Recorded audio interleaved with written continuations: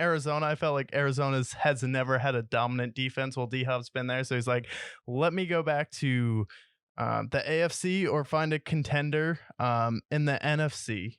That can actually defend. The quarterback can get me the ball, and the quarterback cares about winning a championship and a Super Bowl. So I was really excited to see DeAndre Hopkins get released. I feel like it's nice that he gets to pick his own destination. They don't have to work out a trade. So overall, what was your first reaction when you saw he get released? Because I was so happy for him. I was To be happy honest, for him, but I was also like, damn, the Cardinals are dumb. they are. They really are trying to go 0-17. That was my reaction right away. I'm like, not only did you cut him, but you didn't even use the hack to save money in cap Yeah, because you're still going to eat $22 million of his cap space. And I'm like, if you're going to cut a generational talent for $22 million and you're not going to save money doing it, why not just keep him on the team?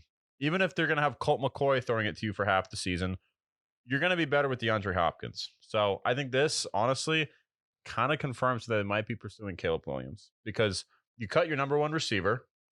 Kyler Murray's out for half the season. By the yeah. time he comes back, the season's already over. Plus, with that division, when you have two, potentially three teams that are going to be competing, it's like this team is toast. And then you have the pick with the Texans, too.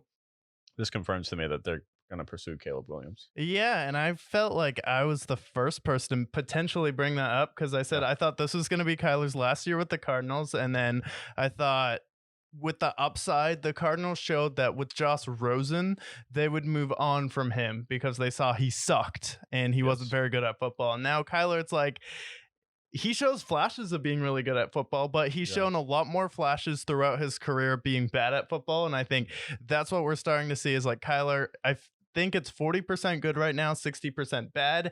And we have some injury issues thrown in that 60% bad right now where we really don't know if he can stay fully healthy consistently because I don't believe he's been healthy for an entire season No. without getting at least banged up with his ankle. And for a small guy, that issue, it's like centers in the NBA. It's kind of the opposite with football. Like if you have a small quarterback, the injury issues usually don't get better, especially No. for someone like Kyler, and he can't see over his offensive line. So I think the Cardinals, let's suck this year, get rid of DeAndre Hopkins. This is going to be a full-scale tank. And then we're going to go out there, get Caleb Williams. We made a pretty friendly deal with the Texans to giving away our first-round pick with them this year. Then we get their first-round pick next year. So the Cardinals will be able to go out, get Caleb Williams, and then ask him, what receiver do you want?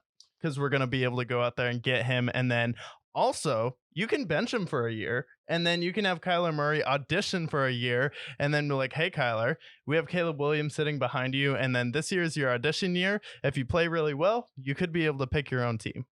Yeah. Another thing with that second first round pick, potentially team up Caleb Williams and Marvin Harrison Jr., which would be Um, incredible. I mean, yeah. this would be like back in the day, although I think they were in different drafts. If Calvin Johnson got to team up with, I don't know, Andrew Luck, for example, like it'd be lethal. I'm talking about generational prospect on both sides of the ball. Yeah. So I'm excited for that. But now we talk about destinations for DeAndre Hopkins.